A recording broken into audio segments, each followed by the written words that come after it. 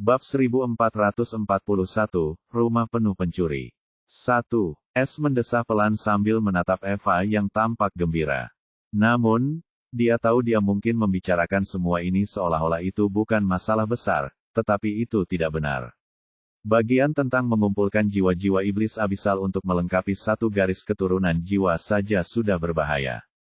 Lagi pula, iblis abisal adalah salah satu dari 3 penguasa Dewan Malam Abadi, dan memburu mereka seperti memancing sarang lebah. Jadi, S hanya bisa membayangkan betapa besar risiko yang diambil Eva dalam upayanya untuk memberikan garis keturunan iblis abisal kepada ketiga pengikut pencuri itu. Meskipun demikian, dia tidak akan menunjukkannya atau mengatakan hal-hal yang tidak relevan untuk melukai harga dirinya dan meremehkan usahanya. Dia akan mengingat semua yang ada di hatinya dan melakukan yang terbaik untuk mendukungnya dan mewujudkan semua keinginannya untuk suaminya. Seolah merasakan emosi S, Eva tersenyum lembut sebelum mengganti topik dan berkata keras-keras, "Baiklah, cukup basa-basinya. Buka rumah pencuri, akolit pencuri abisalku harus bertemu dengan yang lain karena mereka akan bekerja sama dalam misi kita selanjutnya. Lagi pula, kamu belum masuk selama hampir 2 hari, tapi suasananya cukup ramai setelah yang lain kembali. Terutama, Vaseles, yang membawa kembali karakter yang cukup menarik." Eva tersenyum misterius pada S. S juga tercengang dan tak kuasa menahan diri untuk tidak menunjukkan ekspresi ragu. Tapi seperti kata Eva, dia belum pernah ke rumah pencuri sejak dia memulai insiden pencopetan di kota Runic Forge, lalu terpaksa berhadapan dengan Damien. Telinga ketiga murid pencuri itu pun menajam ketika mendengar rumah pencuri. Terlepas dari bagaimana perasaan mereka terhadap S, Eva telah memberitahu mereka tentang rumah pencuri. Eva harus mengungkapkan beberapa rahasia agar mereka tetap setia dan bersedia. Itulah sebabnya mereka tahu rumah pencuri itu dipenuhi dengan fasilitas mistis, bahkan percepatan waktu yang legendaris tersedia di dalam rumah pencuri itu. S pun tidak membantah pernyataan Eva, karena ia sudah berada di Abyss of Wandering Souls, dan mereka memang perlu membahas rencana mereka untuk meneruskan Abyss Mission Series. Selain itu, sistem telah memasang petunjuk misi untuk dibeli, dan dia perlu mendiskusikannya dengan anggota DPR dan Eva sebelum merencanakan misi. Baiklah, ayo kita masuk dan berdiskusi. Lagi pula, kau perlu memperkenalkan Abyss of Wandering Souls dan wilayah Dewan Malam dengan baik sekarang, ujar S, lalu mengaktifkan pintu masuk rumah pencuri di ruang bawah tanah Villa Jahat. Saat gerbang halus rumah pencuri muncul, Eva memberi isyarat kepada 3 pembantunya, yang tengah memperhatikan gerbang itu dengan emosi yang berbeda-beda, sebagian besarnya adalah keheranan. Dia juga menggunakan transmisi roh untuk mengirimkan perintah rahasia, yang tidak ingin didengarnya oleh S. "Baiklah, kalian bertiga pindahlah dan bersikaplah baik.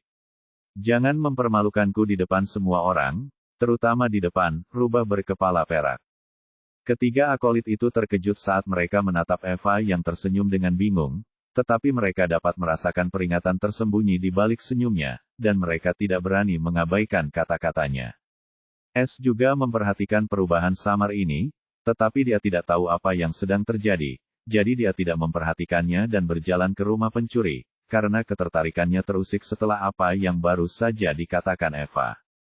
Saat S memasuki aula utama, dia disambut oleh pemandangan mempesona para wanita cantik yang duduk mengelilingi meja besar di tengah, yang tampak sedang mengobrol satu sama lain. S terperangah ketika melihat begitu banyak wajah baru, dan mengira dia datang ke tempat yang salah. Lagi pula, S biasanya hanya melihat 3 atau maksimal 6 orang di dalam rumah pencuri, tetapi sekarang, termasuk para akolit pencuri Eva, jumlahnya lebih dari 15. Selain itu, kecuali Thomas, yang berdiri di sudut terjauh, mengurus urusannya sendiri, dan Cirus, yang sedang mengerjakan sesuatu di atas meja, semua orang lainnya adalah wanita. Pantas saja, Eva bilang ramai, wajah-wajah baru itu pasti akolit pencuri yang direkrut oleh Freya, Inter, dan Noah. S menebak karena dia tahu anggota rumah tidak akan membawa sembarang orang ke sini. Ketika Livia, Rihanna, dan Sofia memasuki rumah pencuri, ekspresi mereka juga berubah ketika melihat begitu banyak orang.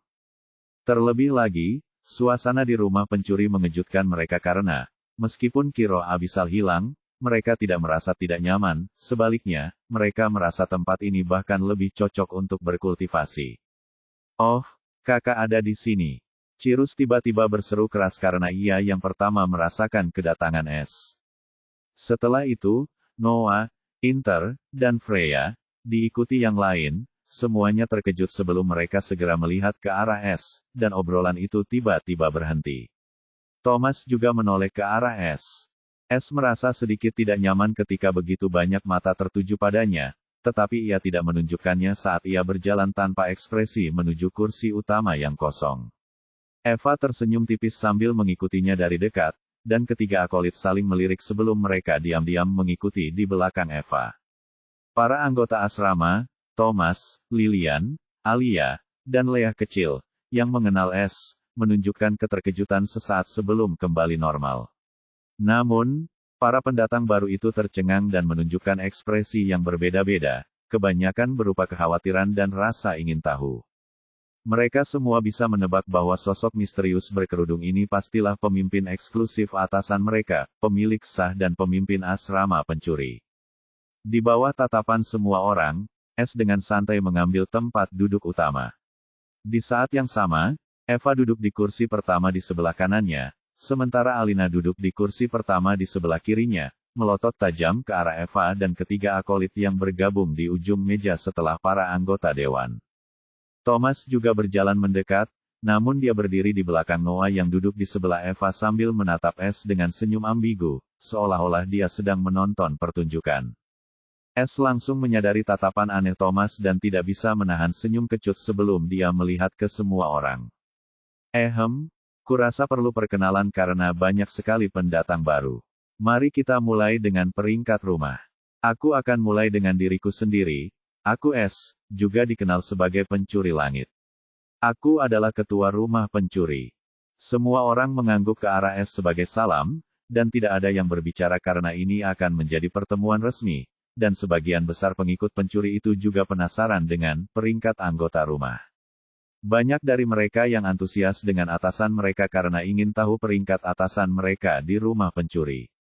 Setelah itu, Es melirik ke arah Noah. Sekarang, pencuri pembunuh Noah, bagaimana kalau kau memperkenalkan dirimu dan para pembantu pencuri pembunuhmu? Bab 1442, Rumah Penuh Pencuri. 2. Upacara pelantikan yang diprakarsai oleh Es berlangsung sukses. Para anggota dewan memberi Es perkenalan umum tentang para pendatang baru, dan kini semua orang saling mengenal dan mengenal anggota dewan mana yang mereka layani. Hal ini juga membantu para pendatang baru memahami peringkat di dalam dewan pencuri. Akolit pencuri pembunuh Noah adalah Thomas, yang bukan orang baru, tetapi kedua akolit barunya agak aneh. Mereka sebenarnya kembar dengan fitur-fitur halus, dan mereka juga tampak persis seperti klon satu sama lain. Nama mereka Anna dan Ani, dan mereka memiliki perilaku yang nakal. Mereka juga berasal dari ras iblis dari surga kenaikan Fana, yang dikenal sebagai ras iblis tanpa bintang. Menurut Thomas, kedua saudari itu yatim piatu, dan mereka diasuh oleh persekutuan pembunuh iblis. Mereka memiliki garis keturunan iblis yang sangat istimewa dan kuat, yang sangat cocok untuk para pembunuh. Itulah sebabnya Noah memutuskan untuk merekrut mereka sebagai akolit pencuri pembunuhnya. Namun, Es dan yang lainnya tahu bahwa masalahnya tidak sesederhana yang Thomas bayangkan, dan Noah menyembunyikan kebenaran dalam konteksnya. Meskipun demikian, tidak ada yang mengungkapkannya karena ini bukan urusan mereka, dan setiap orang punya masa lalu dan privasi masing-masing. Orang berikutnya adalah Eva, yang memperkenalkan para akolit dan maits pencuri abisalnya dengan meriah, bahkan membanggakan latar belakang mereka sebagai mantan putri dari kerajaan mereka dan bagaimana Es secara pribadi membantunya, merekrut mereka untuk tujuannya sendiri. Setiap orang memiliki ekspresi berbeda ketika mendengar ini, dan para pendatang baru dapat dengan mudah menebak bahwa Es memiliki hubungan yang luar biasa dengan Eva. Di sisi lain, Alina tampak menggertakkan giginya dan melemparkan tatapan penuh kebencian kepada Es, yang diabaikan Es, namun diam-diam, ia merasa kesal dengan kejahilan Eva. Para penghuni rumah berpura-pura tidak melihat apapun dan tetap diam sambil diam-diam menertawakan kemalangan Es. Terlebih lagi, Perkenalan yang aneh ini juga membuat Rihanna dan Sofia malu, sementara Livia dengan rendah hati namun ceria menyapa semua orang seolah-olah dia tidak peduli dengan hal-hal remeh seperti itu. Kemudian tibalah giliran Inter, semua akolit pencuri tanpa wajahnya adalah wajah-wajah baru di antara keluarga pencuri, dan untuk beberapa alasan yang tidak diketahui, S merasakan sesuatu yang aneh pada saat itu ketika semua orang melihat ke arah wanita garang seperti singa betina dengan surai emas panjang, dan kulit kecoklatan dengan tanda-tanda rahasia. Lebih jauh lagi, S juga dapat merasakan emosi Inter yang tidak senang dan sedikit malu, dan dia menjadi sangat penasaran. Pada akhirnya, Inter menggertakkan giginya dan memperkenalkan dirinya dengan singkat, lalu satu persatu memperkenalkan para pencuri pembantunya. Yang pertama adalah seorang gadis cantik dan anggun yang tampak hanya sedikit lebih tua dari Leah, dan mereka bahkan duduk bersama, tampak bersosialisasi satu sama lain sebelum S masuk. Namun, gadis mungil itu tampak sangat malu-malu dan tersipu malu sambil mengecilkan lehernya ketika S menatapnya. Bahkan S pun terkejut ketika melihat seorang gadis kecil sebagai akolit Inter, dan penampilannya pun unik, karena ia memiliki kulit seperti kulit kayu, rambut hijau seperti daun, dan anggota badan seperti cabang pohon. Namanya Birk, dan yang mengejutkan S, akolit pencuri tanpa wajah, seorang wanita cantik dengan rambut hijau terurai dan kulit zamrud yang dipenuhi tato rumit, adalah kakak perempuan Birk, yang bernama Oakley. Oakley tampak lembut dan murni saat dia dengan sopan menyapa S sebelum kembali ke tempat duduknya tanpa sepatah kata pun, tetapi dia tampak mengamati S dengan saksama dengan cahaya aneh di matanya yang cerah. Tetapi kemudian Inter diam-diam mengirim transmisi roh kepada S, yang membuat ekspresi S berubah sedikit, dan dia berusaha semaksimal mungkin untuk tidak menunjukkan keterkejutan apapun. Menurut Inter, Birk, dan Oakley, mereka adalah bagian dari ras yang telah punah, dengan banyak legenda mengejutkan, yang disebut nimfa. Meskipun S tidak tahu menahu tentang ras Nim, alasan sebenarnya di balik keterkejutannya adalah karena sistem memberi intermisi untuk merekrut Birk dan Oakley sebagai akolit pencurinya untuk alasan yang tidak diketahui. S menatap Inter dengan tajam, dan sepertinya dia tidak berbohong. Dia tidak punya alasan untuk menipunya, karena dia tidak punya masalah dengan Birk atau Oakley. Selama Inter menganggap mereka layak direkrut, mereka adalah tanggung jawabnya.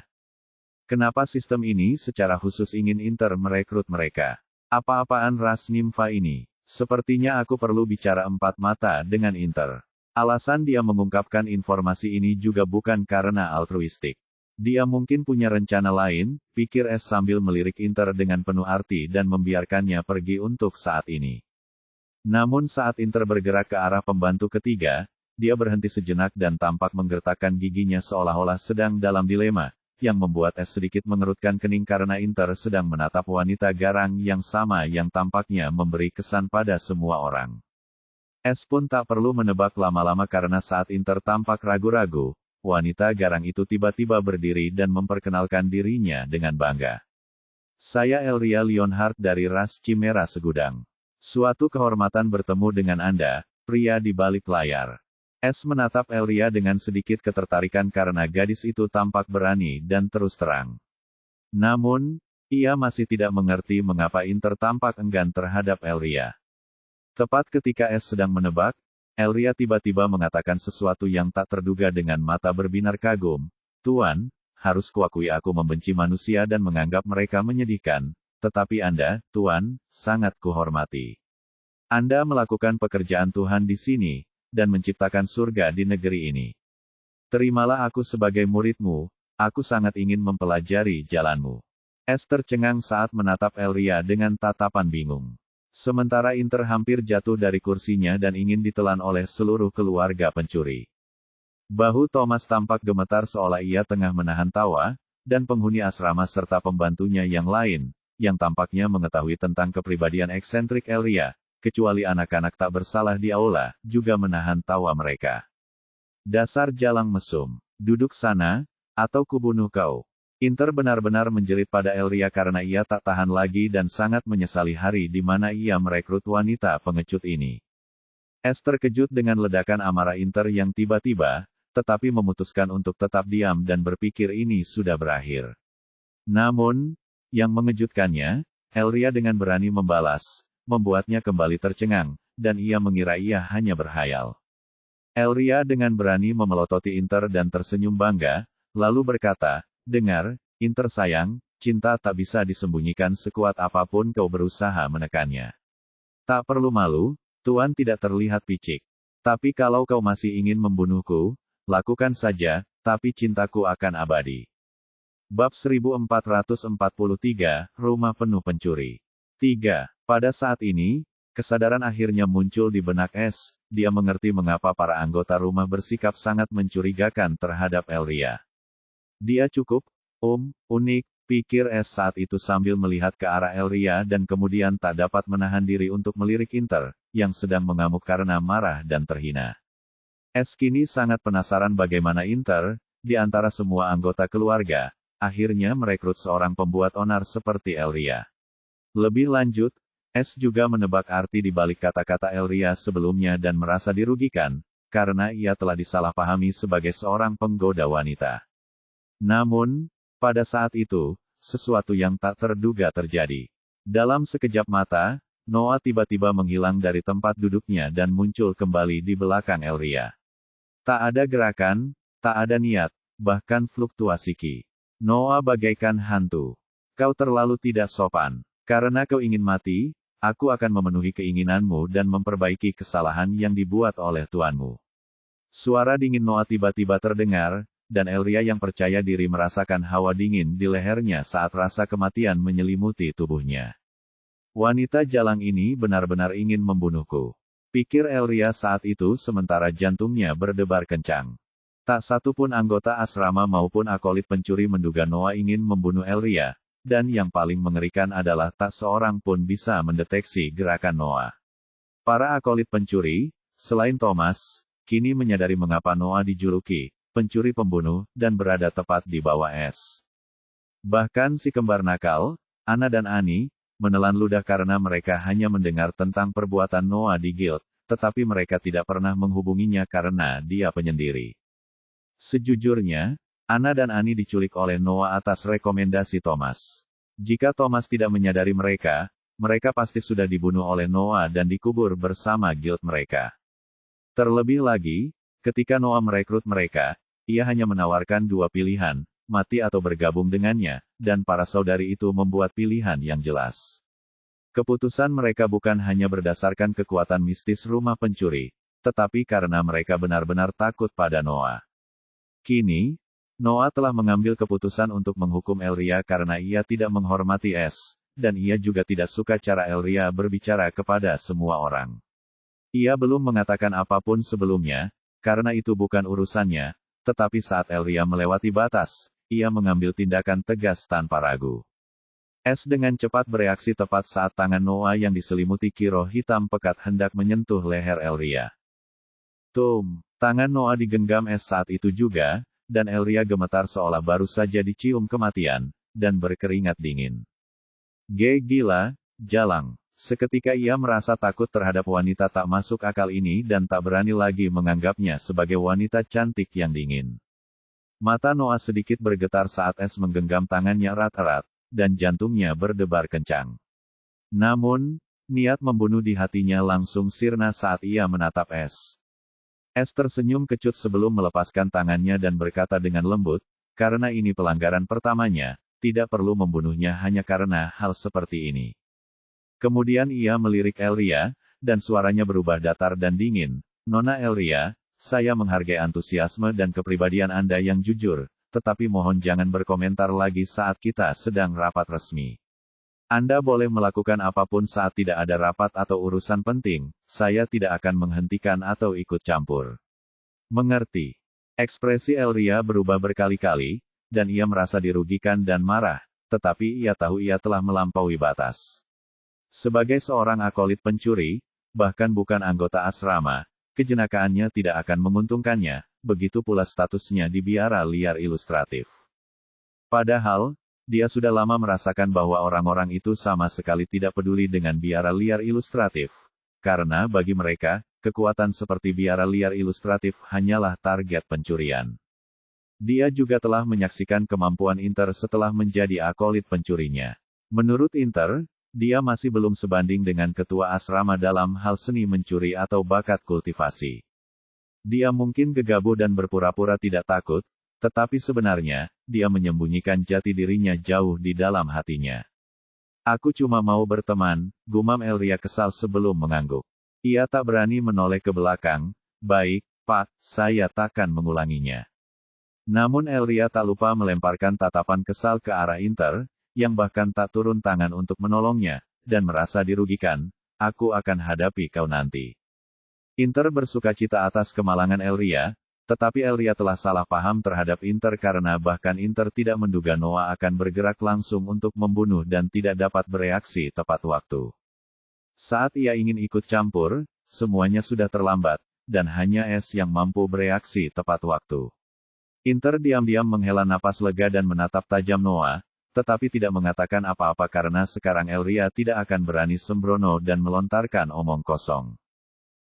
Noah menatap Elria dengan tatapan dingin sebelum ia kembali ke tempat duduknya seolah-olah tidak terjadi apa-apa. Thomas tersenyum getir karena ia tahu betul betapa ekstremnya Noah dalam urusan Thief House atau khususnya Es. Es juga kembali ke tempat duduknya, dan dengan ini, masalahnya selesai, tetapi para akolit pencuri itu sekarang takut kepada Noah, sementara para anggota DPR sibuk dengan pikiran mereka. Eva dan Alina senang dengan reaksi Noah karena mereka juga merasa perilaku Elria dalam pertemuan serius ini tidak dapat diterima. Freya hanya tersenyum, dan tidak ada yang tahu apa yang dipikirkannya. Zarya tampak membisikkan sesuatu di telinga Leah dengan tatapan penuh pertimbangan. Meskipun demikian, perkenalan berjalan lancar setelah gangguan kecil ini. Ketika tiba giliran Freya, ia memperkenalkan dirinya dan para akolit pencuri jahatnya secara singkat. Para pengikut Freya agak aneh, termasuk Alia, yang dikenal para anggota dewan, ada juga dua perempuan bertopeng dan berpakaian hitam. Bahkan Alia pun berpakaian seperti mereka. Nama mereka Ruth dan Ember. Kedua wanita bertopeng itu tidak banyak bicara dan hanya memberi hormat kepada Es. Freya tidak memaksa mereka untuk menunjukkan wajah atau membahas ras atau latar belakang mereka. Es juga tidak memaksa mereka jika mereka ingin menyembunyikan wajah mereka. Bahkan Noah selalu memakai topeng, dan dia belum memperlihatkan wajahnya kepada para pengikutnya. Lebih lanjut, Es sudah menduga bahwa para wanita itu kemungkinan besar berasal dari Laut Rahasia, dan karena mereka bisa menarik perhatian Freya, mereka pastilah luar biasa. Kemudian giliran Alina, dan karena ia belum memenuhi syarat untuk membuka akolit pencuri surgawinya, ia hanya ditemani Lilian, yang ia bawa bersama cincin ruang angkasa. Meskipun demikian, Lilian hanya setia kepada Alina, dan sebagai pelayan sekaligus sahabat masa kecilnya, posisi Lilian sebagai akolitnya sudah pasti. Terakhir, Zarya memperkenalkan dirinya dengan singkat sebagai anggota terendah di rumah pencuri, diikuti oleh Leah, adiknya. Ia juga mengisyaratkan bahwa ia sudah memiliki dua kandidat akolit pencuri lainnya, tetapi karena alasan pribadi, mereka belum bisa bertemu dengan yang lain. Es tahu siapa yang Zarya bicarakan, mereka adalah Eleanor dan Ravencraun, yang telah ia tangkap dan kini ditahan di ruang pencuri. Zarya telah memutuskan untuk menjadikan mereka pengikutnya, dan yang tersisa hanyalah meyakinkan mereka, terutama meyakinkan Ravencraun yang keras kepala. Akhirnya Es memperkenalkan Cirus dan Cucu sebagai teman pribadinya, dan perkenalan itu pun berakhir.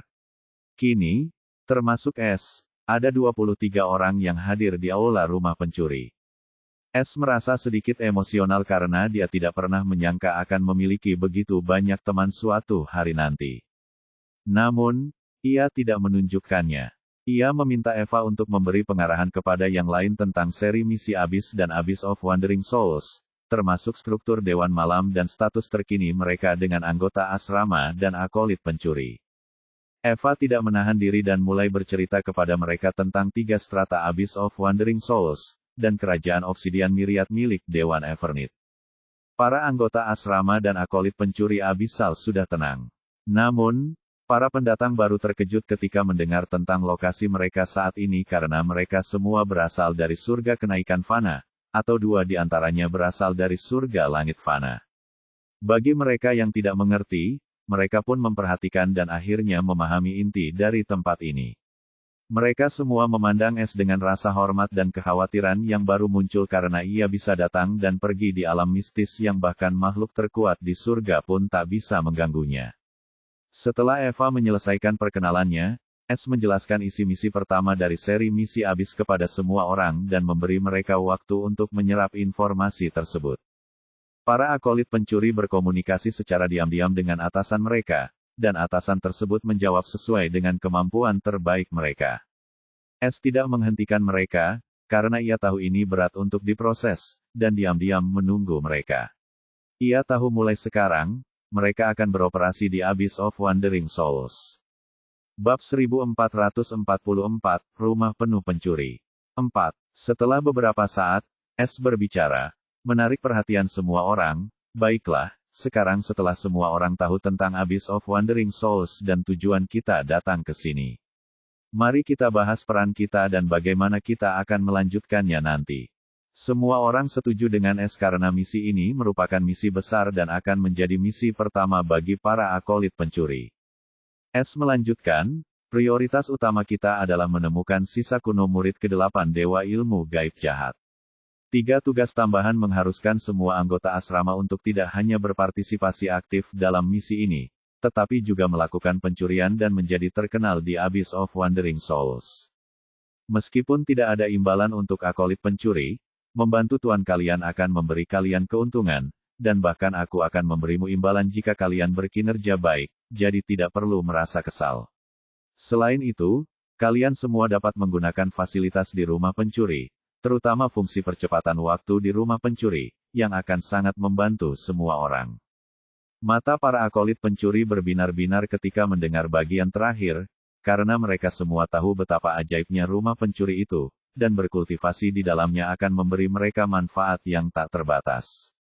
Mereka semua termotivasi, karena membantu atasan mereka berarti membantu diri mereka sendiri, seperti yang dikatakan Es. Saat itu, Freya bertanya, bagaimana saran pemimpin untuk kita melanjutkan peran? Lagi pula, kita tidak tahu harus mulai dari mana. Jika sisa kuno ini begitu berharga, informasinya pasti tersimpan di lokasi yang sangat aman, atau lebih buruk lagi, mungkin tidak ada secara fisik. Seseorang yang berkuasa mungkin memilikinya. Ia lalu melirik Eva dan tersenyum penuh arti, lagi pula, menurut arsitek Abyssal Thief, identitas kita sebagai makhluk surgawi sangat sensitif, dan jika terbongkar, kita akan menjadi sasaran empuk. Jadi, kita juga perlu mengurus masalah ini sebelum pergi. Eva tersenyum ambigu dan tampak tidak terganggu oleh tujuan Freya, lalu menjawab, seperti yang diharapkan dari seseorang yang ahli dalam mengumpulkan intelijen. Kau tidak perlu khawatir tentang masalah identitas. Aku punya 2 solusi untuk masalah ini. Pertama, kalau kalian mau, aku punya cara untuk mengubah garis keturunan kalian, tapi itu permanen. Kedua, selama kalian menyembunyikan ki spiritual dan tekanan spiritual kalian, kalian tidak perlu takut. Karena teknik kultivasi para akolit pencuri sangat ajaib. Aku sudah mengujinya dengan para akolit pencuriku. Bahkan Raja Setengah Abyssal pun tak tahu jenis kiro apa yang mereka miliki, kecuali mereka menggunakannya. Meskipun para akolit pencuriku menggunakan kiro Abyssal, kurasa kalian juga tidak akan kesulitan, karena teknik kultivasi kalian berasal dari sumber yang sama. Sedangkan untuk anggota asrama, kurasa kalian tidak akan kesulitan menyembunyikan kekuatan kalian. Jika Anda melihat papiloma di tubuh Anda, segera lakukan ini. Nutrisi. Kita juga bisa menguji teoriku dengan keluar dari rumah pencuri sekarang juga. Jika kau tidak merasakan kerusakan kiro Abyssal, maka semua yang kukatakan tadi benar. Soal identitas kalian, lebih mudah lagi. Kalian lihat sendiri, tempat di mana villa jahat berada dipenuhi anggota dewan berpangkat tinggi. Pilih siapapun yang kalian mau, dan aku akan membantu kalian menaklukkan mereka. Eva terdengar sangat percaya diri saat mengumumkannya.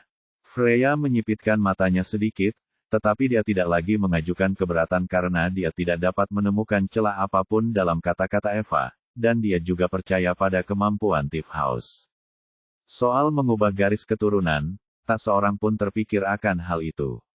Lagi pula, berubah menjadi makhluk abisal itu seperti meninggalkan akar mereka, dan mereka juga tak bisa selamanya berada di abyss seperti Eva dan para pencuri akolitnya. S juga senang dengan cara Eva menanganinya, dan masalah besar pun terselesaikan dengan cukup mudah. Terlebih lagi, ia tahu para anggota dewan punya berbagai cara untuk menyembunyikan diri dan juga menyamarkan diri, terutama Inter. Izinkan saya menambahkan sesuatu. S berbicara saat itu, saya juga punya cara untuk mengubah garis keturunan kalian, dan tidak seperti Eva, metode saya tidak memiliki batasan nilai garis keturunan atau siapapun yang ingin mendapatkannya. Kalian pasti tahu tentang garis keturunan Alina dan Eva, kan? Nantinya, kalau kalian menemukan garis keturunan yang cocok, simpanlah dengan aman, dan aku akan membantu mengubah garis keturunan kalian. Tapi garis keturunan itu harus utuh. Selain itu, kalau nanti kalian menemukan garis keturunan yang langka atau unik, aku butuh setetes darah dari garis keturunan itu. Jadi, nanti, carilah garis keturunan yang langka, itu sangat berguna bagiku. Kata-kata S menimbulkan riak di aula yang sunyi saat semua orang menatapnya dengan tak percaya, terutama para akolit pencuri. Sedangkan para anggota asrama, mata mereka bersinar seperti matahari, terutama Inter, Noah, dan Freya, karena mereka semua tahu tentang garis keturunan Alina dan Eva. Dan kau baru memberitahu kami sekarang. Inter adalah orang pertama yang menunjukkan kemarahannya seolah-olah dia telah dianiaya. S agak malu karena baru mengingatnya sekarang, tetapi ia tidak bisa memberi tahu mereka. Ia pun bersikap tenang dan berkata, aku baru saja mendapatkan dan menyelesaikan metode ini. Lagi pula, kalian sibuk dengan misi masing-masing, jadi aku tidak sempat memberi tahu kalian. Ngomong-ngomong, sekarang setelah kalian tahu kalau kalian menemukan garis keturunan yang kuat, datanglah padaku, dan aku bisa membantu kalian mengubah garis keturunan kalian. Hal yang sama berlaku untuk akolit pencuri kalian. Jika aku menemukan garis keturunan yang kuat, aku akan memberitahu kalian, dan kalian bisa memutuskan di antara kalian sendiri siapa yang menginginkannya. Meski janji S terkesan kosong, tak seorang pun berani menepisnya karena semua orang tahu betapa beruntungnya S, dan ia pasti akan menemukan garis keturunan lain seperti yang dilakukannya pada Eva dan Alina. Tiba-tiba, para anggota dewan saling memandang dengan sorot mata yang aneh, dan tak seorang pun tahu apa yang mereka pikirkan. Sedangkan para akolit pencuri, mereka tak berhak ikut serta dalam percakapan ini. Meskipun demikian, karena mereka sekarang tahu S memiliki kemampuan untuk memberikan garis keturunan yang kuat tanpa hambatan apapun, mereka dapat mencarinya sendiri. Eva dan Alina menatap S dalam-dalam sambil berpikir. S lalu dengan cepat mengganti topik, baiklah, karena ini sudah selesai, mari kita mulai dengan menetapkan peran. Freya dan Inter akan bekerja sama, salah satu dari kalian akan mengawasi pengumpulan informasi, sementara yang lain akan menggunakan informasi ini untuk infiltrasi dan memastikan kredibilitas informasi yang dikumpulkan. Kalian bisa memutuskan sendiri peran akolit pencuri kalian, aku tidak akan ikut campur. Freya dan Inter tidak keberatan, karena mereka tahu kemampuan mereka saling melengkapi. S lalu menatap Noah dan berkata, Noah serba bisa, sementara sebagian besar keahliannya terletak pada pembunuhan, jadi dia akan menjadi agen bebas. Dia akan membantu siapapun yang membutuhkan keahliannya, seperti menyingkirkan seseorang atau menimbulkan perselisihan di antara dewan. Aku tidak perlu memberitahumu lebih banyak lagi. Para akolit pencurinya juga akan mengikuti perintahnya. Noah mengangguk tanpa ragu karena dia tidak keberatan dengan pengaturan ini. Lalu S menatap Alina dan berkata, keahlian Alina unik, dan dia bisa menemukan ruang dan harta karun tersembunyi. Dia akan menyelidiki petunjuk apapun yang kita peroleh selama pencarian. Sedangkan Lilian, dia tidak bisa meninggalkan rumah pencuri sebelum menjadi akolit pencurimu, dia akan mati karena pengaruh Ki Roh Abisal. Alina mengangguk setuju sementara Lilian mengerutkan bibir, tetapi ia tidak bisa membantah karena S sedang menjaganya dengan aman. Pada akhirnya, ia hanya bisa mengandalkan Alina untuk meningkatkan peringkatnya sesegera mungkin agar ia bisa membantunya. Setelah itu, S menatap Zarya dan berkata, Zarya, mulailah mendaki peringkat rumah, ini satu-satunya misimu untuk saat ini. Tinggallah di rumah pencuri dan berkultivasilah. Jika kau butuh sesuatu, hubungi aku saja. Zarya mengerutkan bibirnya, tetapi ia juga tak berdaya, karena ia juga seorang makhluk surgawi, dan ia tidak memiliki perlindungan teknik sistem. Terlebih lagi, ia akan menjadi yang terlemah di antara anggota keluarga setelah ia mulai berkultivasi, jadi ia hanya bisa tinggal di keluarga pencuri dan memulihkan kultivasinya terlebih dahulu sebelum naik ke tingkat keluarga. Es lalu menatap Eva, yang juga menatapnya dengan penuh harap. Ia berpikir sejenak sebelum berkata, Eva, kau akan mengatur target pencurian untuk anggota asrama sampai mereka semua menyelesaikan persyaratan tambahan misi asrama. Karena kau familiar dengan Abyss dan Dewan Evernit, hanya kau yang bisa melakukan ini dengan keahlianmu. Kau tahu posisi mereka, jadi aku mengandalkanmu untuk memilih target berisiko rendah, berhadiah tinggi, yang juga bisa membuat mereka terkenal. Eva berpikir sejenak sebelum menyetujuinya, karena ini adalah tugas yang sangat penting dan hasil akhirnya akan bergantung sepenuhnya pada kinerja anggota rumah, membuat perannya menjadi sangat signifikan. Ngomong-ngomong, bagaimana dengan ketenaranmu? Alina tiba-tiba bertanya sambil menatap Eva dengan sedikit semangat juang. Ia jelas-jelas sedang berpikir untuk bersaing dengan Eva. Bibir Eva mengerut saat ia menjawab dengan acuh tak acuh, hehe, ini kejutan. Kau akan segera tahu, jangan khawatir. Alina mengerutkan bibir, tetapi tidak berkata apa-apa lagi. Meskipun begitu, semua orang langsung penasaran, sementara para pencuri pengikut Eva tampak memasang ekspresi aneh, tetapi tidak mengatakan apa-apa. Pada saat ini, mata Es berubah tajam saat dia berkata, karena kalian tahu peran kalian, sekarang kita butuh titik awal, dan aku kebetulan punya petunjuk. Bab 1445, Petunjuk Misi Pertama. Para anggota rumah mengetahui tentang fungsi petunjuk dalam Abyss Mission Series, jadi saat Es menyebutkan bahwa petunjuk tersedia, antisipasi pun muncul di hati mereka. Lagi pula, petunjuk dapat membantu mereka mempersempit target alih-alih mencarinya tanpa petunjuk apapun. Setelah itu, tanpa ragu, Es membuka panel misi dan membeli petunjuk pertama setelah membayar 10 juta poin rumah, yang setara dengan 100 juta poin pencuri. Namun, Es telah mengumpulkan miliaran poin pencuri sebelum memasuki Abyss of Wandering Souls, jadi jumlah ini tidak ada apa-apanya baginya. Tidak hanya itu, Es bahkan tidak perlu mengubah TP-nya menjadi HP, karena ia juga telah mengumpulkan jutaan HP berkat para anggota DPR. Setiap kali anggota rumah mencuri, Es akan menerima jumlah TP yang sama. Setelah peningkatan sistem, Es memilih untuk tidak menambahkannya ke TP-nya dan menyimpannya sebagai HP. Dengan cara ini, Es dapat mengumpulkan HP tanpa perlu mengonversi TP-nya dan memberikan misi berhadiah tertinggi kepada anggota dewan. Bahkan jika ia sangat membutuhkan TP, ia dapat dengan mudah mengonversinya. Saat Es membayar HP, petunjuknya pun terungkap, dan tidak hanya kepadanya, tetapi Es juga melihat antarmuka sistem terbuka tiba-tiba di depan semua anggota rumah, dan dia dengan cepat menebak alasan di baliknya. Sama dengan. Tuan rumah, pemimpin rumah, telah berhasil membeli petunjuk misi pertama. Petunjuk misi akan tersedia untuk semua anggota DPR di panel misi mereka. Tanda hubung. Petunjuk misi pertama, rahasia ilmu gaib terletak pada pewaris bulan darah.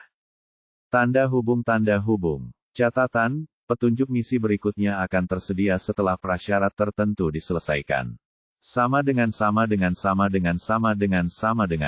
Sistem, apa kau bercanda? Ekspresi Es berubah muram ketika melihat petunjuk itu, karena petunjuk ini sama sekali tidak ada apa-apanya. Es kemudian melihat para penghuni rumah, dan seperti dugaannya, ekspresi mereka juga muram, bahkan Eva mengerutkan kening. Rahasia ilmu gaib terletak pada pewaris bulan darah. Es mengulangi petunjuk yang diberikan sebelum meminta pendapat Eva, karena Eva yang paling mengenal Abyss. Eva, bagaimana menurutmu? Adakah orang yang cocok dengan deskripsi ini? Para anggota DPR juga memandang Eva karena mereka memiliki pendapat yang sama dengan Es, dan mereka berharap Eva setidaknya memiliki petunjuk samar tentang petunjuk samar ini. Namun, Eva tersenyum kecut dan menggelengkan kepalanya, aku sama bingungnya dengan kalian semua. Aku belum pernah mendengar tentang bulan darah ini. Setidaknya, tidak ada petinggi di lingkaran penguasa yang memiliki gelar ini, begitu pula klan manapun. Kalaupun ada orang seperti ini, jelas bukan bagian dari lingkaran pengaruhku. Alina berbicara pada saat ini, bagaimana dengan tuanmu, Duchess Faratia yang menakutkan itu? Mata Es berbinar saat ia hampir melupakan Guru Eva, Raja Setengah Abisal, yang juga merupakan anggota lingkaran Raja Dewan Malam. Jika ada yang punya informasi tentang pewaris bulan darah ini, pastilah dialah orangnya. Eva memelototi Alina sebelum mendengus. Kau pikir semudah itu mendapatkan informasi darinya? Bagaimana jika bulan darah ini penting bagi Dewan Malam, dan informasinya dirahasiakan? Bukankah aku akan membahayakan diriku sendiri dengan memberitahu mereka bahwa aku tahu tentang bulan darah? Alasan apa lagi yang akan kubuat? Kesaksian Raja Setengah Abisal tidak bisa diremehkan. Alina ingin membalas, tetapi tak menemukan kata-kata yang tepat karena ucapan Eva masuk akal, dan ia tak ingin membahayakan Eva. Anggota rumah lainnya juga terdiam, mendesah cemas. Es juga frustrasi, jika dia lebih kuat, dia bisa saja menaklukkan Dread Duchess Faratia dan mengekstrak informasi darinya, tetapi dengan kekuatannya saat ini, itu mustahil. Baiklah, kurasa kita kembali ke awal. Es menghela napas sebelum berkata, meski begitu, setidaknya kita punya target yang jelas sekarang. Inter dan Freya akan mencari Blood Moon ini atau apapun yang berhubungan dengannya. Eva, aku tidak akan memintamu untuk menghadapi Dread Duchess Faratia, setidaknya tidak untuk saat ini. Karena kita telah memilih rute abis, kita mungkin membutuhkan pengaruh Faratia di King Circle nanti, jadi kita tidak bisa membuatnya waspada. Sebaliknya, cobalah gunakan pengaruhnya di Lord Circle dan Grand Lord Circle untuk mencari petunjuk. Seharusnya tidak masalah, kan? Kali ini, Eva mengangguk, sebagai satu-satunya muridnya, aku bisa menggunakan namanya untuk memengaruhi klan Iblis Abisal. Biar kulihat apa yang bisa kulakukan. Sedangkan yang lain, kalian bisa mengincar klan Iblis Abisal dan Iblis Abisal. Hanya ketiga klan ini yang punya informasi tentang bulan darah jika memang sepenting yang kita pikirkan. Aku akan pergi ke klan Iblis Abisal. Kalau ada yang membutuhkanku, hubungi aku. Noah tiba-tiba berkata dengan nada dingin. Soal alasannya, ia tak mau repot-repot menyebutkannya. Tapi Es bisa menebak mungkin ada hubungannya dengan ras iblis, tapi ia tak menyebutkannya. Kalau begitu, kurasa kita akan pergi ke wilayah klan Iblis Abisal, saudari Inter. Freya tersenyum dan menyatakan hal itu sambil menatap Inter, dan Inter tidak keberatan. Freya menatap Eva dan berkata, karena kita sudah punya target, kita harus merepotkan Nona Eva untuk menunjukkan anggota berpangkat tinggi dari ras-ras ini di Myriad Hollow. Selama mereka bukan Ascension Lord, maksudku Abyssal Lord, kita bisa urus sisanya. Eva langsung setuju, tidak masalah. Ada Iblis Abisal dan Iblis Abisal di distrik bangsawan Everneath di Hollow Ring. Bahkan, setiap klan dan ras besar memiliki cabang di semua wilayah Dewan Everneath. Tergantung pada ukuran dan pengawas wilayah, peringkat anggota Dewan akan berbeda. Kerajaan Obsidian Myriad diawasi oleh Raja Setengah Abisal, menjadikannya salah satu wilayah terbesar dan terkuat di Dewan Everneath. Dan tergantung pada lingkaran Dewan, anggota Dewan memiliki gelar bangsawan dengan nama mereka. Anggota lingkaran Raja bergelar Adipati dan Adipati Wanita, lingkaran bangsawan Agung bergelar Markis. Lingkaran bangsawan bergelar Earl, dan anggota lingkaran dalam ketiga bergelar Viscount. Terakhir, lingkaran luar kedua adalah Baron, dan lingkaran luar pertama hanyalah bangsawan. Gelar-gelar ini hanya diberikan kepada individu tertentu, tetapi hal yang sama berlaku untuk organisasi manapun yang berafiliasi dengan Dewan Everneath. Mereka hanya diberi gelar Duke Rank Power atau Baron Rank Power sesuai dengan gelar pemimpin mereka. Seolah-olah aku bagian dari lingkaran dalam ketiga Dewan Everneath, aku seorang Viscount. Tapi aku tidak memenuhi syarat untuk memiliki villa di distrik bangsawan Everneath di kerajaan Obsidian Myriad, itu semua karena tuanku. Untuk memasuki distrik bangsawan semalam di Obsidian Myriad King, seseorang setidaknya harus menjadi Earl of the Lord Circle. Namun, para Earl tersebut juga memiliki pelayan, dan anggota keluarga mereka tinggal di tempat ini karena merupakan lokasi yang ideal untuk bercocok tanam. Terlebih lagi, Bahkan para pelayan dan anggota keluarga tersebut memegang gelar tinggi di Dewan. Sekarang, yang perlu kita lakukan adalah mencari tahu kapan orang-orang lemah itu meninggalkan distrik bangsawan Evernit dan kapan mereka berada di Myriad Hollow. Pada titik ini, Eva tersenyum jahat sambil berkata dengan nada datar, kalian boleh melakukan apapun yang kalian mau terhadap mereka, dan kalian bisa menjadi bukan hanya anggota Dewan tingkat tinggi, tetapi juga bawahan terpercaya dari anggota Dewan tingkat tinggi itu. Para anggota DPR hanya bisa mengangguk setuju, sementara pendatang baru di antara mereka, Saria, terdiam. Adapun para akolit pencuri, beberapa dari mereka merasakan hawa dingin menjalar di tulang punggung mereka karena jika anggota asrama dapat menyusup dan mengambil alih posisi pejabat tinggi kapan saja, mereka dapat menggulingkan negara jika mereka memegang identitas penting. Tapi sayang, orang-orang ini tidak tertarik berpolitik, yang mereka minati hanyalah mencuri dan harta karun. Mereka tidak peduli apa yang akan terjadi pada target mereka nanti. Pada saat ini, Noah tiba-tiba berbicara sambil menatap S. Pemimpin, apa yang akan kau lakukan? Kita semua punya peran masing-masing. Bagaimana denganmu? Semua orang, saat mereka semua menatap S, setelah Noah menunjukkannya, mereka akhirnya menyadari bahwa S tidak mengatakan apapun tentang kemana ia akan pergi. Terlebih lagi, dia adalah pemimpin dan pencuri paling berpengalaman di antara mereka semua. Pergerakannya dalam misi ini sangat penting. Bibir S mengerucut di balik tudungnya saat ia tiba-tiba memerintahkan, baiklah, para akolit pencuri dibubarkan sekarang, kalian harus pergi dan menjelajahi rumah pencuri.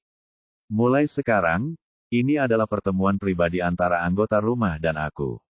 Anggota rumah, ikuti aku ke ruanganku. Semua orang terkejut dengan tindakan S yang tiba-tiba, dan mereka penasaran apa yang akan dibicarakannya hanya dengan anggota asrama. Lagi pula, para akolit pencuri terikat kontrak yang ketat, dan mereka tidak boleh membocorkan apapun meskipun mereka mau, tetapi S tetap memutuskan untuk membubarkan mereka. Meskipun demikian, S sudah berdiri, dan ia berjalan menuju ruang pemimpin asramanya. Para anggota asrama saling memandang dengan bingung dan penasaran sebelum mereka mengikutinya, meninggalkan para akolit pencuri yang penasaran. Bab 1446, Cobaan Abisal. Di aula mewah Istana Kekasih Abadi, S sedang duduk bersama para anggota dewan. Semua orang penasaran dengan apa yang ingin S bicarakan dengan mereka. Pada saat ini, S berkata, alasan aku mengundang kalian semua ke sini adalah karena aku ingin kalian semua tahu tentang musuh kita, surga, dan anteknya, pembela surga, yang pernah kutemui sesaat sebelum memasuki abis. Raut wajah para anggota DPR seketika berubah, mereka menatap S dengan pandangan tak percaya karena baru pertama kali mendengar hal tersebut, apalagi yang namanya pengacara surga. Ada apa? Tanya Eva dengan mata penuh kekhawatiran, begitu pula Alina dan Noah. Sementara Freya dan Inter tampak serius, mereka ingin penjelasan. Kini mereka akhirnya mengerti mengapa S tidak mengungkapkan masalah ini di depan para akolit pencuri. Bukan karena S tidak mempercayai mereka, mereka belum memenuhi syarat untuk mengetahui masalah ini, setidaknya sebelum mereka kembali dari perjalanan ke abis ini. S juga bisa saja merahasiakan informasi ini dari mereka sampai mereka kembali ke surga, tetapi ia memutuskan untuk langsung memberitahu mereka karena musuh-musuh mereka sedang bersiap melawan mereka, dan ia tidak ingin mereka terkejut. Lagi pula, Damien hampir berhasil mendapatkan Equilux Balance Ruler yang seharusnya digunakan melawan S. Itulah sebabnya S menceritakan semuanya tentang pengacara surga dan pertemuan terakhirnya dengannya di Sekte Raja PHW. Ketika para anggota DPR mendengar kisah S, mereka semua terkejut dan bahkan tak bisa berkata apa-apa lagi oleh cerita itu, terutama bagian yang melibatkan Raja Kenaikan. Yang membuat ekspresi mereka aneh adalah bagian ketika mereka mendengar S menipu Damien dengan avatarnya, lalu mengadu domba Raja Ascension dengan Damien. Mereka menganggap Damien cukup menyedihkan, sementara Raja Ascension itu bodoh. Akan tetapi, saat mereka mendengar Damien menggunakan kemampuannya untuk memberikan pukulan telak kepada Raja Kenaikan meskipun tingkat kultivasinya hanya sebatas alam jenderal besar kenaikan, mereka semua tersentak, dan ekspresi mereka menjadi sedikit pucat. Lagi pula, Bahkan Es tidak percaya diri bisa lolos dari Raja Ascension, apalagi membuatnya kabur saat terluka parah. Siapa yang menderita diabetes baca segera sebelum dihapus. Diaklose. Akhirnya, aku berhasil mencopet ketua sekte Raja Kekayaan Surgawi Utama karena ia teralihkan oleh pikiran untuk mendapatkan harta karun matriark kemakmuran sebelum aku diteleportasi ke sini. Es akhirnya menyelesaikan ceritanya, membuat para anggota dewan menatapnya seolah-olah ia orang gila. Mereka kehilangan kata-kata, mereka mendengar bagian terakhir tentang Es yang berhasil mencopet Master Sekte dari salah satu dari 6 sekte Raja Besar. Selain informasi dari pemimpin, jika kita ingin menghadapi pembela surga ini, kurasa avatar senja suci milikmu adalah kuncinya karena kemampuan terkuatnya yang bahkan bisa membuat Raja Ascension kabur karena kalah, sepertinya tidak mempan, kan? Freya adalah orang pertama yang memberikan masukan. Anggota asrama yang lain juga setuju dengan Freya. Mereka menatap Es dengan penuh harap dan merasa iri dengan keberuntungannya karena memiliki kartu truf seperti Avatar of Holy Twilight di gudang senjatanya. Es mengangguk setuju dengan Freya, aku juga berpikir begitu. Tapi masih terlalu dini untuk mengambil kesimpulan. Dia tidak mudah dibunuh karena surga telah memilihnya, dan dia adalah putra surga. Dia mungkin punya kartu truf penyelamat sepertiku. Lagi pula, aku tak bisa menghadapinya dengan tubuh asliku kecuali aku menemukan cara untuk melumpuhkan kemampuannya melawanku, yang aku yakin takkan bisa kulakukan. Lagi pula, para pencuri surga sebelumnya mungkin juga memikirkan hal ini, tapi pada akhirnya. Es tidak berbicara lebih jauh, tetapi para anggota DPR tahu apa yang dimaksudnya, dan ekspresi mereka menjadi sangat muram. Bisakah dia datang ke sini? Tanya Noah tiba-tiba, dengan nada membunuh yang samar di suaranya yang dingin. Ia jelas murka dan ingin menusukkan belati ke jantung Damien sendiri. Es ragu-ragu saat menjawab, aku tidak tahu. Tapi karena makhluk abisal adalah musuh makhluk surgawi dan sebaliknya, kita bisa dengan aman berasumsi bahwa surga berselisih dengan abis. Mengenai pengaruh surga terhadap abis, kita perlu menyelidiki hal ini lebih lanjut sebelum mencapai kesimpulan yang akurat. Tapi jika pengaruh surga di abis minimal, jika pembela surga berani mengejar kita, aku mungkin bisa menghadapinya. Es kemudian menatap anggota keluarga lainnya sambil melanjutkan dengan percaya diri, lagi pula, aku punya kalian bersamaku. Para anggota dewan merasakan beragam emosi ketika merasakan kepercayaan Es kepada mereka. Bohong jika mereka tidak tersanjung dan merasa senang dengan komentar Es.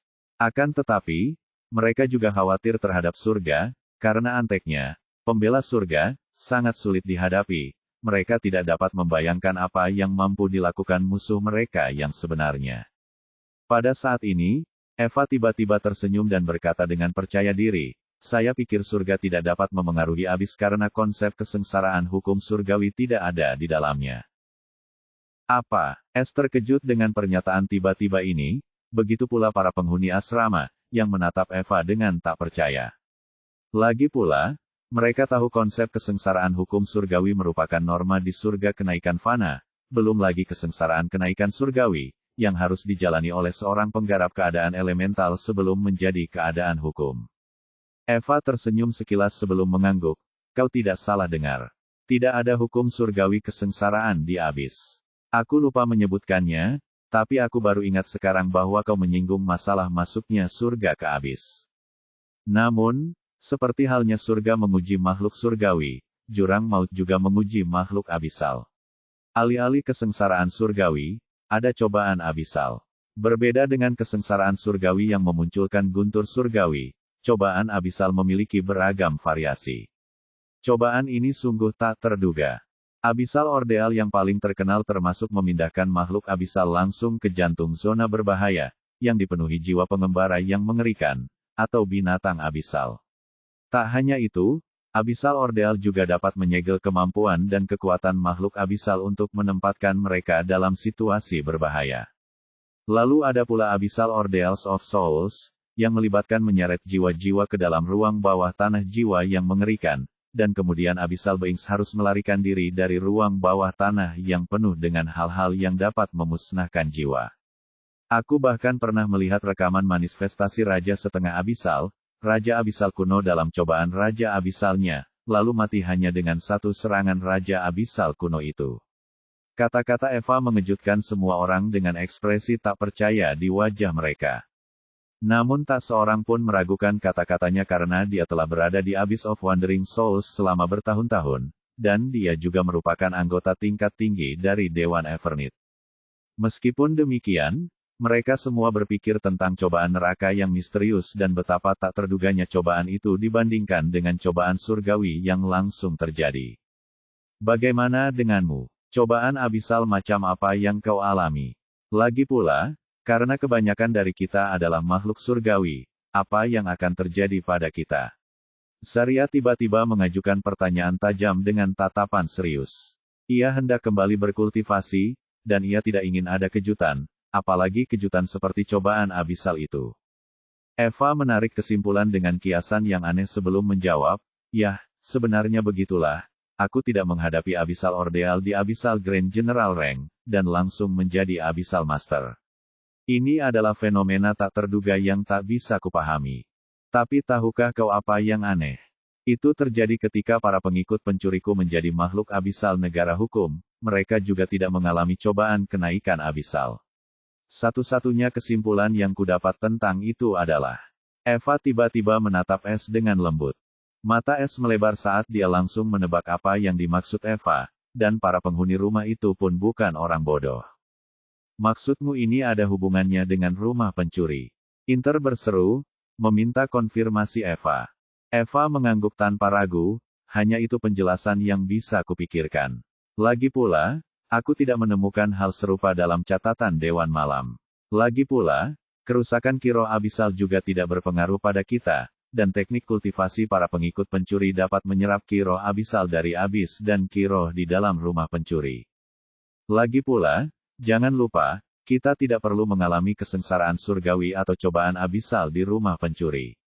Terakhir kali aku menerobos ke negara hukum, seharusnya aku mengalami cobaan kenaikan abisal, tapi aku berhasil tanpa kesulitan apapun. Itulah sebabnya aku juga tidak tahu tentang Abyssal Ordeal, dan ingatan warisanku tetap terpendam sampai aku memasuki Abyss of Wandering Souls. Nah, kita semua bisa memasuki Abyss sementara makhluk surgawi atau bahkan penguasa surga tidak bisa. Bukankah menurut kalian ini kebetulan yang aneh? Bab 1447, Peran Pemimpin Rumah. Kata-kata Eva bagaikan gelombang kejut di hati semua orang, dan ia tak kuasa menahan diri untuk merenungkan lebih lanjut apa yang telah diungkapkan Eva. Mereka semua sampai pada kesimpulan yang sama dengan Eva, itu pasti rumah pencuri, dan mereka menatap Es dengan saksama. Es hanya bisa tersenyum pahit karena dia sama tercengangnya dengan yang lain, tetapi dia harus mengakui anomali semacam ini hanya dapat dikaitkan dengan sistem. Es menata pikirannya sebelum bertanya dengan sungguh-sungguh kepada sistem, "Sistem, apa yang terjadi? Apakah pencuri surga memiliki status khusus di Abyss?" Akan tetapi, Es kecewa dan di luar dugaannya, sistem tersebut tidak memberikan balasan, yang membuatnya frustrasi. Dia hanya bisa meredakan kebingungan anggota DPR dengan ini, "Sejujurnya, ini juga pertama kalinya saya mendengar tentang masalah ini, dan saya tidak tahu bagaimana ini berhubungan dengan rumah pencuri. Namun, kita akan segera tahu setelah anggota asrama atau akolit pencuri lainnya berhasil menerobos. Yang lebih penting, kita akan mendapatkan petunjuk penting saat aku berhasil menerobos. Lagi pula, surga tidak akan membiarkanku menjadi kuat dengan tenang, dan jika Abyss dapat menghalangi campur tangan surga." Saat ini, mata Es menajam, akan sangat menarik untuk disaksikan. Para anggota dewan memandang Es dengan ekspresi rumit, kecuali Zarya, yang belum menyaksikan terobosan Es. Meskipun demikian, mereka yakin dengan proses berpikir dan pendapat Es. Lebih lanjut, betapapun mencurigakan atau anehnya fenomena ini, tetap saja menguntungkan mereka, dan jika mereka memanfaatkannya, mereka dapat meningkatkan kekuatan mereka tanpa khawatir. Tidak hanya itu, mereka juga dapat berlindung di rumah pencuri dan melewati kemacetan tanpa khawatir. Karena masalah ini diselesaikan dengan cara yang tidak biasa, Es tidak ingin memikirkannya lebih lanjut dan mengganti topik. Ia dengan tegas memerintahkan, "Karena aku sudah memberitahu kalian tentang Heaven's Advocate, kalian semua harus berhati-hati di masa mendatang, dan aku sangat menyarankan kalian semua untuk tidak berurusan dengan Heaven's Advocate dengan cara apapun. Jika kalian bertemu dengannya, segera pergi begitu ada kesempatan, lalu laporkan kepadaku. Para anggota asrama, meskipun mempunyai pemikiran mereka sendiri tentang masalah ini, menganggukkan kepala tanda setuju, karena mereka juga tidak ingin menghadapi seseorang yang dapat menandingi kemampuan S. Karena ini sudah selesai, coba ceritakan, apa yang akan kalian lakukan di misi abis ini? Tanya Alina dengan mata menyipit. S tersenyum tipis sebelum menjawab, tentu saja, aku akan menyebarkan ketenaranku sambil mencari bulan darah ini di markas Dewan Malam. Eva bisa memberiku informasi tentang tempat ini. Eva terkejut ketika mendengar rencana S dan langsung menolak usulannya, terlalu berbahaya, apalagi mustahil. Markas besar Dewan Evernit berada di pusat Abyssal Plains dan disebut Suaka Evernit. Sebagai markas Dewan Evernit, tempat itu adalah lokasi teraman, bukan hanya di Dewan Evernit, tetapi di seluruh dataran Abyssal. Bahkan Raja Abyssal pun tidak berani menyusup ke tempat itu karena para Raja Abyssal Dewan Evernit kemungkinan besar bersembunyi di sana. Siapa yang masuk ke dalam Evernit Sanctuary selalu ditentukan oleh orang-orang di dalam Evernit Sanctuary, dan aku mendengar dari guruku bahwa hanya anggota Dewan Evernit yang paling berbakat atau mereka yang telah melakukan beberapa perbuatan ajaib untuk Dewan yang dipilih. Jika terpilih, kalian akan menerima undangan Suaka semalam, lalu seorang utusan semalam akan mengantar kalian secara pribadi ke Suaka semalam. Meski begitu, waktu yang bisa kalian habiskan di Suaka semalam selalu terbatas karena tempat itu adalah surga kultivasi bagi makhluk Abyssal. Aku bahkan dengar ada fasilitas yang bisa mempercepat waktu, seperti rumah pencuri kita. Makanya semua orang ingin ke sana, tapi kuotanya terbatas, belum lagi persaingannya. Perkataan Eva mengejutkan semua orang, terutama S, karena ini adalah pertama kalinya dia mendengar tentang tempat yang dapat memanipulasi aliran waktu, seperti ruang pencuri. Dewan Malam bahkan jauh lebih kuat daripada 6 sekte surga kenaikan fana, pikir S sambil raut wajahnya berubah muram, tetapi kemudian kilatan aneh muncul di matanya. Tunggu sebentar, bukankah aku juga membutuhkan harta karun terkait waktu untuk meningkatkan ruang pencuriku ke tingkat skema peningkatan yang lebih tinggi? Namun, saat pikiran ini muncul di benaknya, S langsung menekannya karena terlalu tidak realistis. Mencuri ruang kultivasi percepatan waktu mereka tepat di bawah hidung Abyssal Kings. S memang ingin bunuh diri, mungkin saat dia masih di alam yang sama, tapi sekarang, dia bahkan tak bisa memikirkannya. Bahkan Raja Setengah Abyssal pun tak bisa masuk ke Suaka Malam Abadi. Freya pun tertarik, karena ia juga berpikir Suaka Malam Abadi adalah tempat yang luar biasa, dan jika mereka bisa menyusup ke sana, misi mereka akan berjalan lancar. Eva menjawab, tidak, hanya Raja Setengah Abyssal yang memiliki tempat tinggal tetap di Suaka Abadi. Mereka bisa datang dan pergi sesuka hati karena status mereka sebagai anggota lingkaran raja.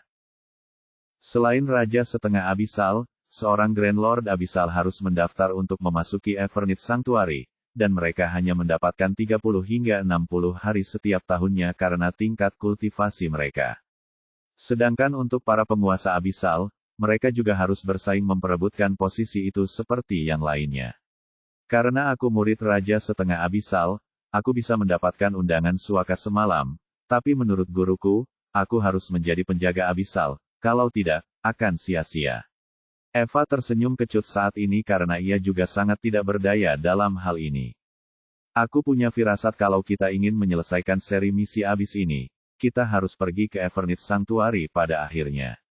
Inter berkata dengan nada serius, tapi semakin cepat kita bisa terhubung di Evernit Sanctuary, semakin baik.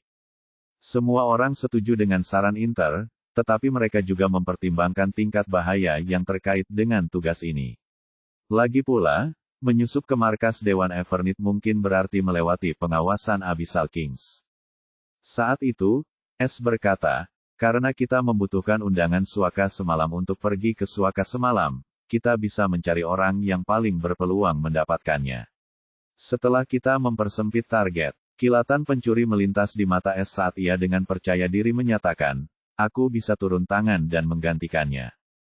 Kali ini, Eva tidak langsung menolak dan malah berpikir keras karena rencana S bisa dilaksanakan.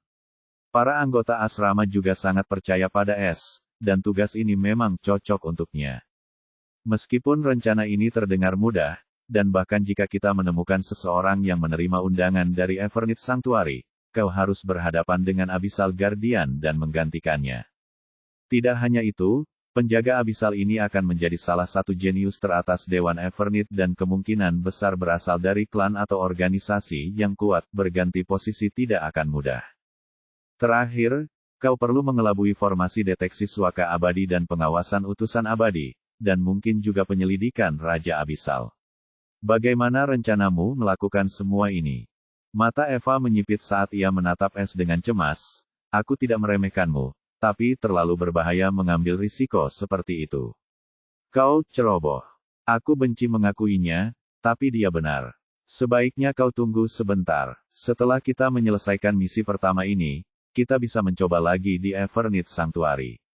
Setelah itu, kita akan terbiasa dengan politik Dewan Everneath dan mungkin menemukan cara lain untuk mencapai tujuan kita, tambah Alina dengan nada serius. Anggota Dewan lainnya juga tidak berbicara, dan mereka tampaknya memiliki pemikiran yang sama dengan Alina dan Eva. Bagaimanapun, S adalah pilar sejati Dewan Pencuri, dan jika sesuatu terjadi padanya, tak seorang pun mampu menggantikannya. S tersentuh oleh perhatian dan kepedulian mereka terhadapnya, tetapi dia punya rencananya sendiri. Dia berkata dengan nada meyakinkan, dengar, semuanya, aku sudah menyusup ke sekte Raja PHW dan bahkan menyaksikan sendiri kekuatan Raja Kenaikan. Meskipun kuakui Raja Kekayaan tidak serius sampai terlambat, dan itu bukan batas kekuatannya, aku yakin bisa menemukan jalan masuk, seperti biasanya. Oh, dan jangan lupa aku punya avatar senja suci, aku selalu bisa mundur, apapun bahaya yang kuhadapi. Aku berencana untuk tetap membuka rumah pencuri di tempat ini, lalu meninggalkan avatar senja suciku di sini, dengan begini, aku selalu bisa kembali. Eva dan Alina menyipitkan mata ke arah S, tetapi tidak membantahnya karena mereka tidak tahu bahwa avatar senja suci terlibat. Lagi pula, seperti yang dikatakan S, dia sudah menipu Raja Ascension, jadi dia mungkin bisa menipu Raja Ascension lagi. Melihat tak ada yang bicara, S segera menutup topik dengan berkata, baiklah, sudah diputuskan. Ayo kita mulai misinya dan bawa pulang. Bab 1448, Cincin Luar Angkasa Dunia. Setelah rapat DPR dan menerima pengarahan tentang peran mereka, para anggota DPR sibuk membuat persiapan. Eva mengambil peran utama saat ia memberikan informasi tentang Myriad Hollow dan villa-villa misterius di dalam Blackheart Mall. Semua anggota asrama, kecuali Zarya, memeriksa informasi tersebut dengan saksama dan memilih target mereka. S tidak meninggalkan ruang pemimpin keluarga dan memasuki ruang kultivasinya untuk memilah-milah hasil yang diperolehnya dari sekte Raja PHW. Ia belum terburu-buru untuk pindah. Hal pertama yang dilakukannya adalah membuka cincin penyimpanan yang dicopetnya dari Greenwell Lord, dan tanpa kejutan apapun, cincin itu terkunci dengan kunci utama. Saat dia mengeluarkan cincin penyimpanan, antarmuka sistem muncul di depannya. Sama dengan. Universal Key telah mendeteksi kunci master garis darah Ascension Grade 8 pada cincin luar angkasa dunia Ascension Grade 7 atas. Akses sementara, buka cincin luar angkasa dunia selama 10 menit tanpa meninggalkan jejak apapun. Biaya, 10 juta poin pencuri. Biaya penghapusan Bloodline Master Lock, 100 juta TP. Penafian, mencopot Bloodline Master Lock akan mengakibatkan hancurnya Bloodline Lock. Biaya penghapusan, Bloodline Limiter, pada Bloodline Master Lock, 150 juta TP. Penafian, menghapus pembatas garis keturunan akan mempertahankan kunci induk garis keturunan dan memungkinkan garis keturunan manapun untuk mengambil alih kepemilikan cincin luar angkasa dunia, bukan hanya garis keturunan yang terdaftar dalam pembatas garis keturunan. Lanjutkan, nanti. Sama dengan. Mata S langsung menyipit ketika melihat cincin luar angkasa dunia, dan mengira ia berhalusinasi, tetapi ternyata tidak. Ketika ia mencuri cincin luar angkasa Greenwell Lord, ia tidak sempat membaca notifikasi dan sedang terburu-buru pergi, jadi ia mengabaikan harta karun yang telah ia dapatkan. Akan tetapi, sekarang saat ia ingin melihat hasilnya, kenyataan yang tak terduga ini membuatnya lengah. Dengan jantungnya yang berdebar kencang, dia segera bertanya pada sistem, apa itu cincin ruang angkasa dunia? Cincin ruang dunia adalah produk dari dunia batin seorang kultivator yang diubah menjadi harta karun ruang penyimpanan. Namun, tidak semua dunia batin dapat diubah menjadi cincin ruang dunia, hanya dunia batin dengan hukum utama ruang yang memenuhi persyaratan untuk menciptakan cincin ruang dunia yang sangat langka ini. Cincin luar angkasa dunia juga merupakan versi terbaru dari harta karun luar angkasa penyimpanan hidup yang memiliki ekosistem dan spiritualitas lengkap. Anda memelihara binatang ajaib dan herba roh, dan bahkan berkultivasi sampai batas tertentu di dalam cincin luar angkasa dunia. Namun, karena keterbatasan hukum dan kiroh, mereka tidak ada apa-apanya dibandingkan dengan alam rahasia atau dunia luar. Kecuali jika cincin luar angkasa dunia dibuat dengan dunia primordial. Lagi pula, cincin roh dunia tidak akan memanifestasikan roh harta karun seperti harta karun biasa. Terakhir, hanya perajin rune roh bintang 9 yang bisa membuat cincin ruang dunia, dan itu pun, tingkat suksesinya di bawah 10% dan membutuhkan bahan pembantu yang langka dan berharga. Salah satu bahan ini kebetulan adalah kelas terlarang. Es tercengang saat mendengar rincian sistem tentang cincin luar angkasa dunia, dan dia tidak dapat menahan diri untuk tidak menatap cincin indah di tangannya dengan sedikit rasa tidak percaya. Jadi, ada dunia batin seorang kultivator dengan hukum ruang angkasa utama yang terukir di cincin ini. Meskipun aku pernah mendengar tentang alam rahasia dan transformasi dunia batin dari Pixie, aku tak pernah menyangka dunia batin akan digunakan untuk menciptakan cincin ruang angkasa dunia. Lebih lanjut, terlepas dari semua persyaratan yang tidak masuk akal dan bahkan melibatkan material kelas terlarang, cincin ini hanyalah Ascension Grade 7. Meskipun demikian, mereka tetap memasang kunci master garis darah Ascension Grade 8 di atasnya. Kunci master garis keturunan ini dibuat khusus untuk garis keturunan matriark kemakmuran. Jadi, bahkan jika seseorang bisa mendapatkan cincin ruang dunia ini, mereka tidak akan bisa membukanya kecuali mereka berasal dari klan garis keturunan yang sama. Es terkagum-kagum dengan kunci utama Bloodline dan fungsi-fungsinya yang unik. Jika ia tidak memiliki kunci universal, ia tidak akan bisa membukanya untuk waktu yang lama, atau mungkin ada mekanisme keamanan yang akan menghancurkan cincin berharga ini jika seseorang mencoba membukanya secara paksa. Namun, benda itu berada di tangan ketua sekte dari sekte raja terkaya di surga kenaikan fana. Mungkin hanya sekte raja PHW yang bisa memiliki harta karun seperti itu, dan jika bahkan penguasa kekayaan agung mampu menyimpan cincin angkasa dunia ini di bawah pengawasan matriark kemakmuran yang rakus, harta ruang penyimpanan macam apa yang akan dimilikinya. Membayangkan kekayaan prosperity matriark saja sudah membuat jantung es berdebar kencang saat ia menatap cincin luar angkasa dunia di tangannya. Ia bahkan merasa sedikit menyesal karena tidak berhasil mendapatkan prosperity matriark. Namun es tidak memikirkannya terlalu dalam karena ia tahu Raja Ascension yang terluka pun berbahaya dan sangat tidak terduga. Sekalipun ia tahu kemana matriark kemakmuran pergi, ia tak akan berani mengejarnya seperti Raja Kekayaan Agung. Es tiba-tiba tersenyum geli, penguasa kekayaan agung pasti sangat tergila-gila karena kehilangan cincin luar angkasa dunia ini. Sekalipun dia berhasil mengumpulkan kekayaannya lagi, dia mungkin tidak akan pernah mendapatkan cincin luar angkasa dunia lagi kecuali sekte Raja PHW memiliki lebih banyak. Es menyipitkan mata dan memerintahkan sistem tanpa ragu. Lanjutkan membuka sambil melepas pembatas garis darah. Es tidak mau pelit hanya demi 50 juta poin dan akhirnya menghancurkan kunci garis keturunan yang luar biasa ini. Dia berencana menjadi master kunci. Jadi kunci master garis keturunan ini memiliki nilai pembelajaran yang luar biasa. Sama dengan. Kunci universal telah digunakan pada kunci master garis keturunan Ascension Grade 8. Pembatas garis keturunan master lock garis darah kelas 8 Ascension telah dihapus, dan cincin luar angkasa dunia telah dibuka. Catatan, cincin luar angkasa dunia tidak dapat diakses tanpa mengikat kunci master garis keturunan dengan garis keturunan baru terlebih dahulu. Tanda hubung tanda hubung tanda hubung. Poin pencuri, 19.964.999.000. Sama dengan.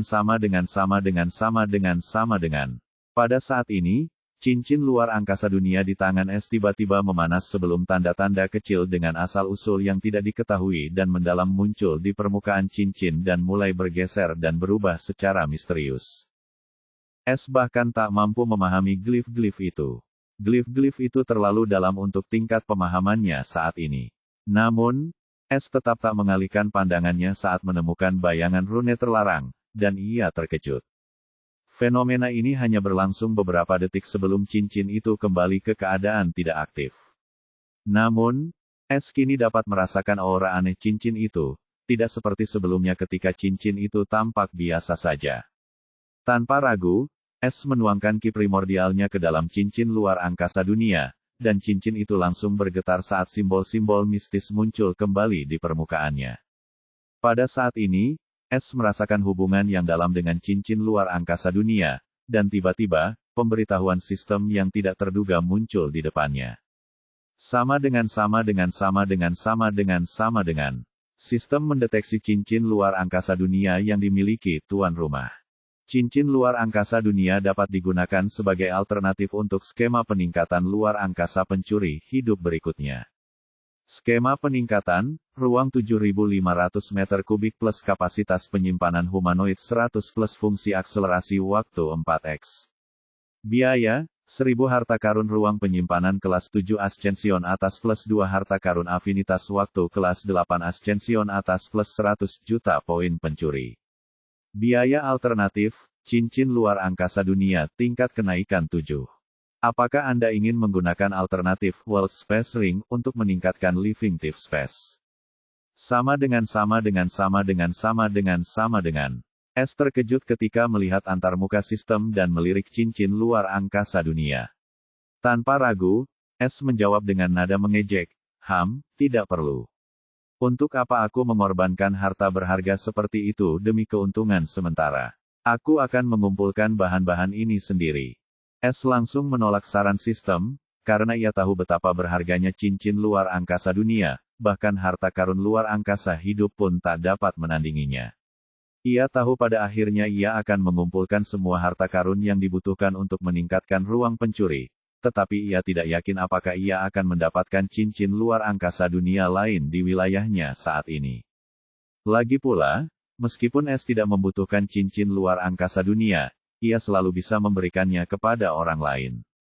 Harta karun seperti cincin luar angkasa dunia akan selalu sangat diminati. Setelah dia menolak dan menutup antarmuka, S menyelidiki cincin luar angkasa dunia, dan pengetahuan terkait langsung muncul di kepalanya.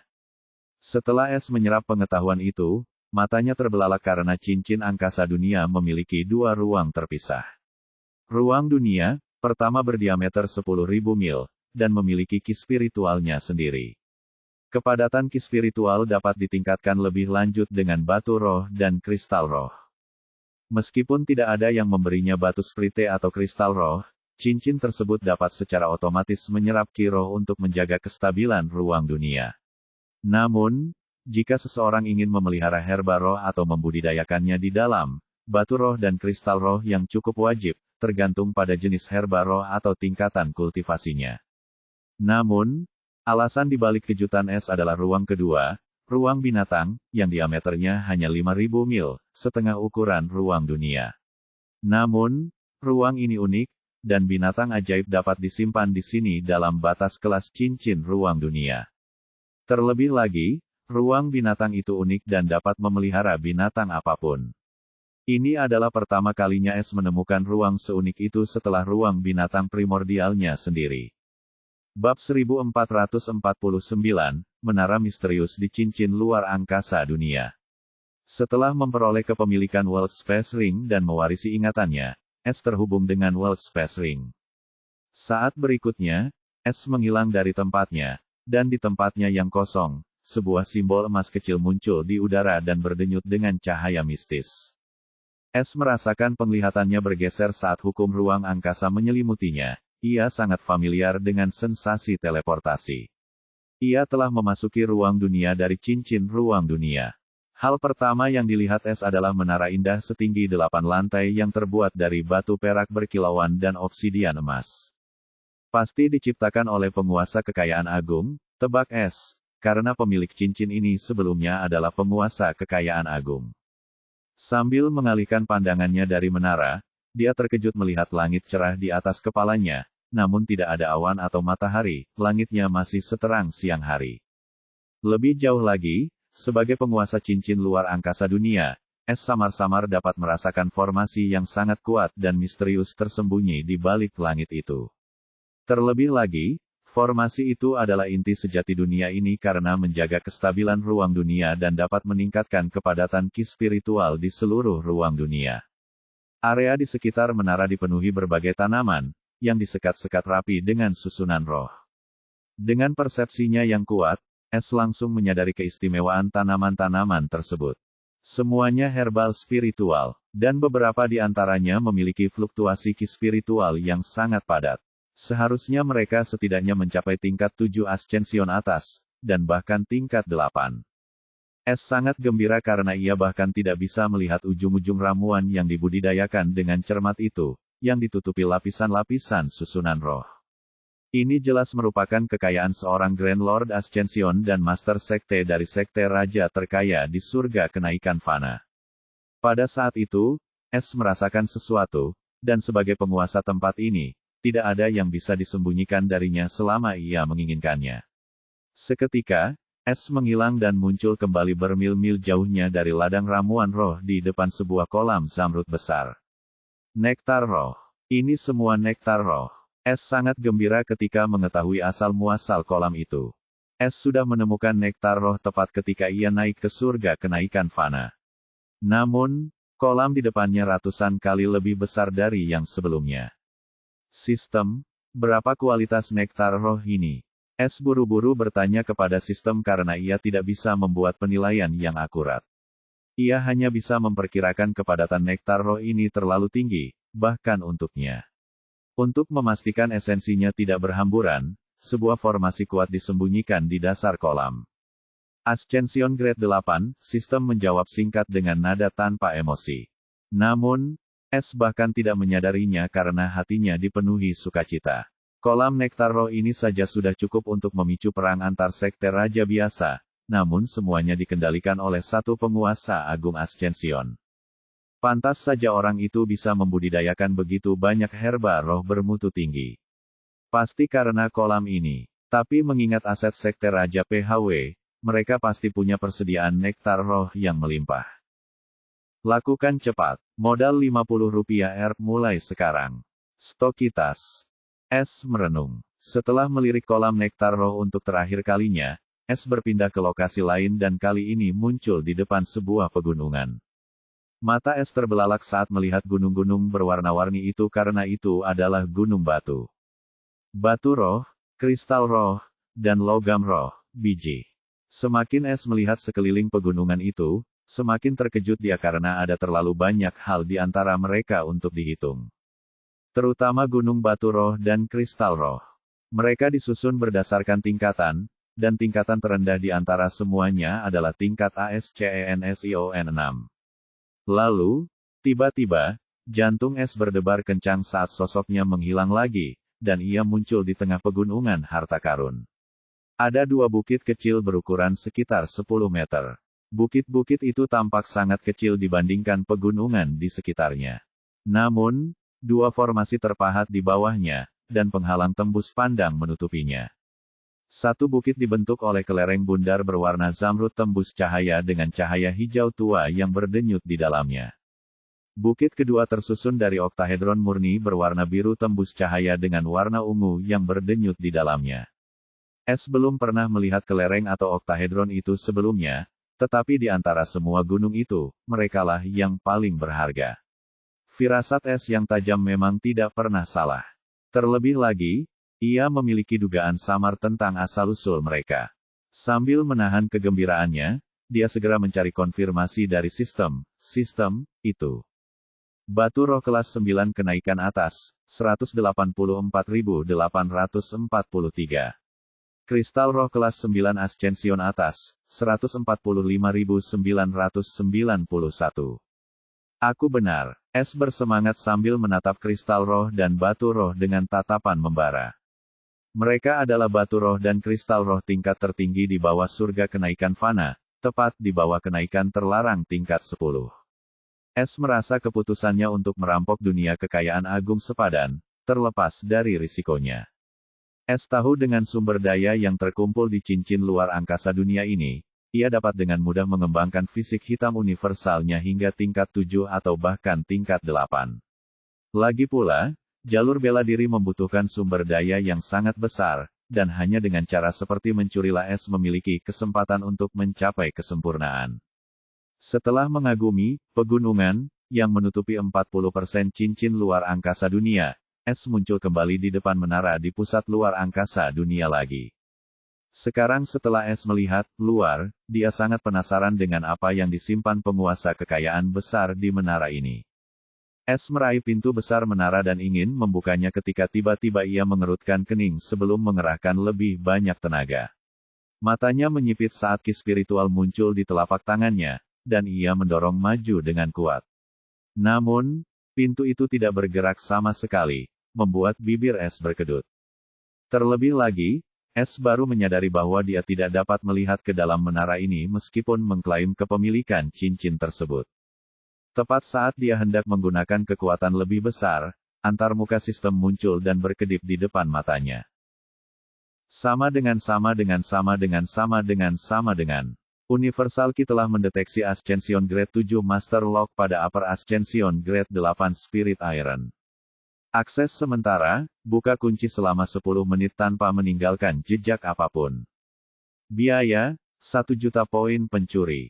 Biaya pelepasan Master Lock, 10 juta TP. Penafian, melepas Master Lock akan mengakibatkan kerusakan pada Master Lock. Biaya riset Master Lock, 12.500.000 TP. Penafian, mengatur ulang Master Lock akan mengatur ulang seluruh Master Lock dan menghapus Spirit Mark pemilik sebelumnya, dan kunci baru akan dibuat. Lanjutkan, nanti. Sama dengan. Sekilas keheranan terpancar di mata es saat ia melihat antarmuka tersebut.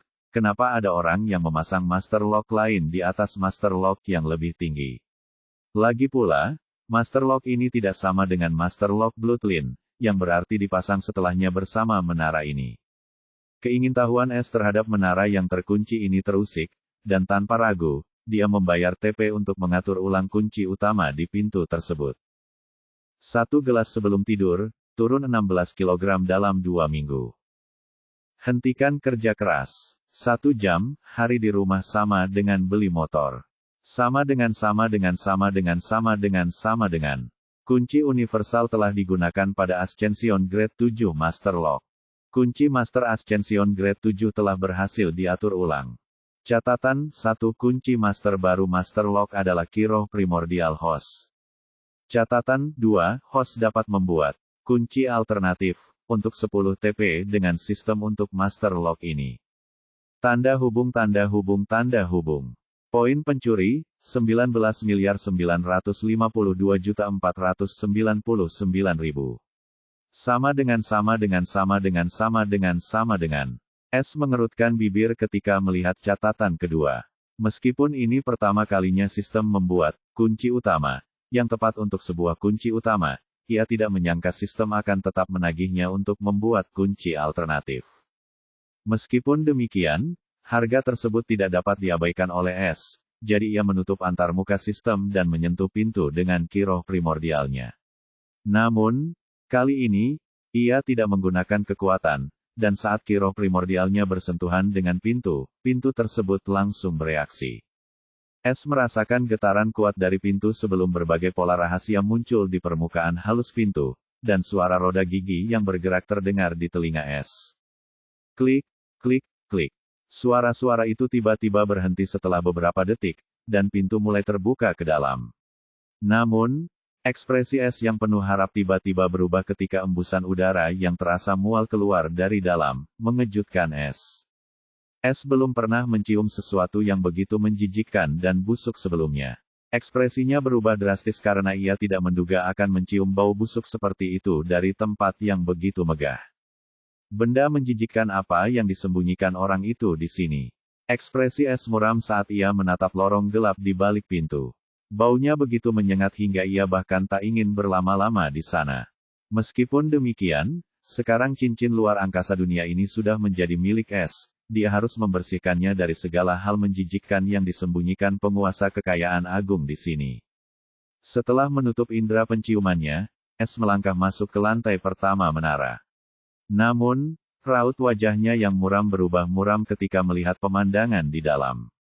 Lantainya remang-remang dalam cahaya merah tua yang redup, dan lantai itu terbagi menjadi deretan kandang dengan kunci rune yang menyala di setiap kandang. Yang membuat Es meringis adalah setiap kandang berisi seorang tahanan yang dibelenggu rantai tebal. Sebuah kesadaran suram menyadarkan Es saat ini. Menara ini kemungkinan besar adalah menara penjara. Bab 1450, Kemalangan dalam keberuntungan. Menyaksikan pemandangan menyedihkan di dalam menara, Es mengernyitkan dahi sambil mengamati kandang-kandang itu. Ada 19 kandang berisi tahanan yang berbeda-beda, ekspresi mereka lesu. Pakaian mereka compang camping, sementara banyak bekas luka membekas di tubuh mereka, dan tubuh mereka hampir layu seperti ranting kering. Akan tetapi, meskipun penampilan mereka setengah mati, mereka semua masih hidup, tetapi nyaris saja, dan itu mungkin karena rantai rahasia yang menusuk anggota tubuh dan dada mereka. Lebih jauh lagi, kendati pintu telah dibuka, tak seorang pun di dalam kurungan itu bereaksi. Pandangan mereka tampak kosong seakan-akan mereka telah kehilangan hasrat untuk hidup dan menanti ampunan kematian.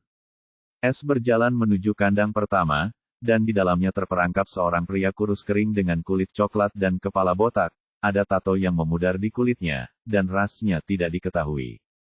Bisakah kau mendengarku? Es mencoba berkomunikasi dengan pria ini karena ia ingin tahu mengapa mereka dipenjara di sana dan alasan di balik situasi mereka saat ini.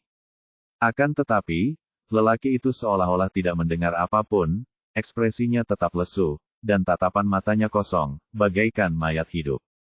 Kerutan di dahi Es semakin dalam saat ia melihat ke kandang berikutnya, tempat seorang wanita botak keriput dengan kulit coklat yang sama dan pola rune di kulitnya dikurung. Ekspresinya tak berbeda dengan pria botak itu. Ia sama sekali tidak bereaksi terhadap suara Es. Namun Es tidak menyerah dan berkeliling kandang untuk melihat apakah ada di antara mereka yang masih bisa berbicara, tetapi hasilnya tetap sama. Mereka semua seperti mayat hidup, tak mampu bereaksi apapun. Sekarang Es tahu tidak ada cara untuk berkomunikasi dengan mereka. Ia memutuskan untuk menggunakan metode alternatif untuk mengumpulkan informasi. Terlebih lagi, Es menyadari bahwa semua orang yang terperangkap di kandang tersebut berasal dari ras yang sama, yang cukup aneh, dan Es belum pernah melihat ras ini sebelumnya. Meskipun demikian, ia terlebih dahulu menggunakan indera pencuri untuk memindai tubuh mereka, dan ia terkejut karena indera pencuri hukumnya menemui rintangan yang tidak terduga. Sebelum Es dapat mengetahui apa yang terjadi, dia melihat tanda rantai di tubuh tahanan itu tiba-tiba berdenyut saat indera pencuri bersentuhan dengannya. Meskipun tahanan itu tidak bereaksi, Es tahu rantai rahasia itu adalah alasan di balik kegagalan indera pencuri. Rantai-rantai itu bisa memblokir indera pencuri hukumku, yang berarti mereka setidaknya berada di Ascension Grade 7. Lebih lanjut, rantai-rantai itu mungkin juga menjadi alasan kemunculan mereka saat ini. Es mengikuti rantai rahasia itu dan melihat semuanya terhubung dengan lantai kandang melalui lubang-lubang kecil. Dia merenung, mereka mungkin terhubung dengan sesuatu di menara ini. Es kemudian mengalihkan fokusnya dari kurungan-kurungan itu dan menemukan pintu tertutup di tepi kiri atas, tepat di belakang kurungan ke-10. Menara ini setinggi 8 lantai, dan karena lantai pertama digunakan sebagai penjara, lantai-lantai lainnya mungkin berbeda. Tanpa membuang waktu lagi, Es mendekati pintu dan mencoba membukanya, tetapi pintu itu tertutup rapat. Es mencibir dan menggunakan ki roh primordialnya, dan seperti dugaannya, saat kinya bersentuhan dengan pintu, pola rune yang sama muncul di pintu sebelum terdengar suara roda gigi yang bergerak.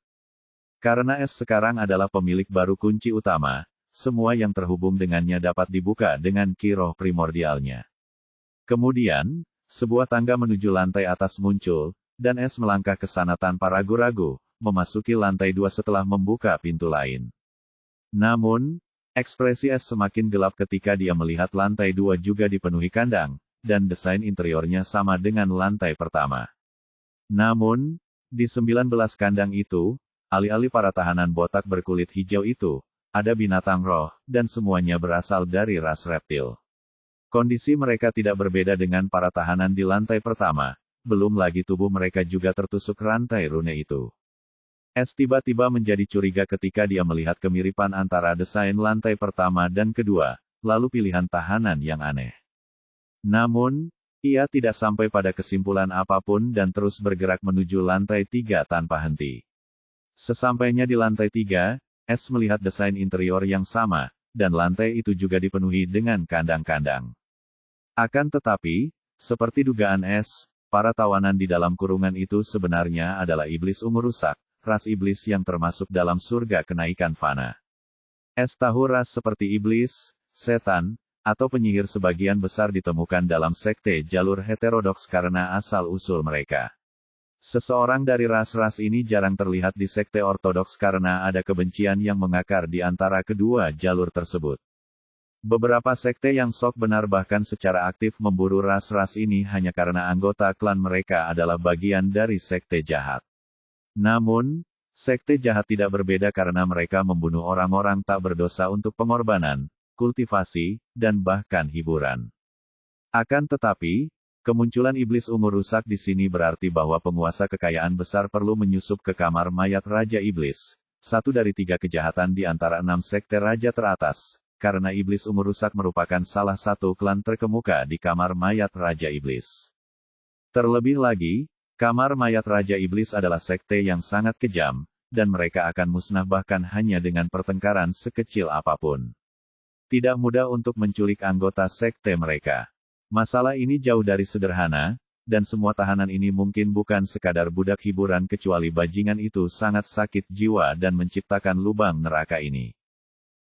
Es menatap dingin ke arah iblis-iblis itu, dan dengan satu tatapan, dia tahu mereka juga sudah pergi.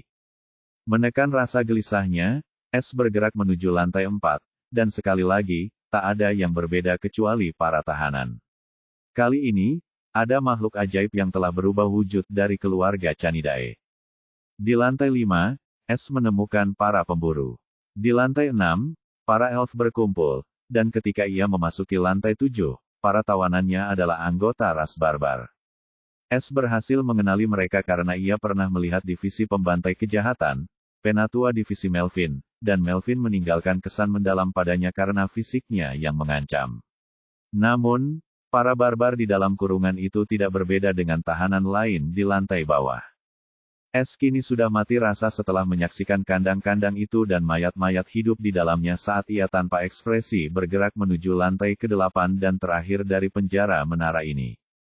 Namun, Es tiba-tiba berhenti di depan pintu masuk lantai 8 di ujung tangga karena, berbeda dengan pintu-pintu di bawahnya, pintu ini gelap gulita dan dipenuhi urat-urat abu-abu yang berkilau.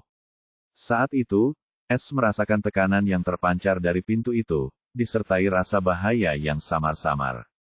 Ekspresi Es sedikit berubah, mungkinkah rahasia penjara menara ini ada di balik pintu ini? Lagi pula, ini mungkin berbahaya bagiku. Menara ini sangat aneh, aku tidak bisa menggunakan otoritasku sebagai pemilik cincin luar angkasa dunia untuk mengendalikannya atau apapun di dalamnya. Haruskah aku masuk atau tidak? Alasan keraguan Es valid karena menara ini merupakan anomali di cincin luar angkasa dunia ini, dan setelah melihat isinya, Es semakin yakin bahwa ada sesuatu yang sangat salah dengan tempat menyeramkan ini. Tetapi Es tidak ingin meninggalkan bahaya apapun di halaman belakang rumahnya, jadi dia ingin menyingkirkan apapun yang telah direka-reka oleh penguasa kekayaan agung di sini, terutama setelah melihat mayat-mayat hidup itu. Saat Es sedang ragu-ragu, terjadilah sesuatu yang tidak terduga yang membuatnya sangat terkejut hingga ia pun lenyap dari tempatnya karena pintu berurat itu tiba-tiba terbuka sendiri sambil menimbulkan suara berderit. Es muncul beberapa langkah di bawah pintu dan mengamatinya dengan waspada dan curiga. Ia mencoba menggunakan indera pencuri untuk menyelidiki ke dalam lantai, tetapi yang mengejutkannya, indera pencurinya bertemu dengan dinding tak terlihat dan tidak bisa menembus pintu. Peta nasib hidup. S menggunakan kompas takdir pencuri enteral saat itu, dan apa yang dilihatnya membuat jantungnya berdebar kencang karena seluruh peta gelap gulita, tanpa sedikit pun warna berbeda. Bahkan bagian luar menara pun sepenuhnya berwarna hitam. S tak pernah menyangka harta karunnya sendiri suatu hari nanti akan menjadi area terlarang, membuatnya ceroboh. Namun, yang tak dapat ia pahami adalah sistemnya juga tidak mengeluarkan peringatan apapun. Namun, S benar-benar menyerah menjelajahi menara sialan ini, terutama lantai terakhirnya. Ia mempercayai penilaian peta takdir hidup, dan jika ia masih membiarkan rasa ingin tahu menguasainya, bukankah ia mencari kematiannya sendiri? Dia telah memutuskan untuk menjauh dari menara ini dan kembali ketika dia sudah lebih kuat untuk mengurus apapun yang ada di dalamnya. S perlahan mundur tanpa mengeluarkan suara apapun, tetapi pada saat ini, aura sedingin es tiba-tiba menyelimuti tubuhnya, dan dia membeku di tempatnya saat dia dengan cepat menggunakan sembunyi-sembunyi untuk menyembunyikan jejak dirinya. Pada saat ini, sebuah suara tua yang menakutkan terdengar langsung di benaknya, "Karena kamu sudah di sini, datanglah dan mengobrol dengan raja ini."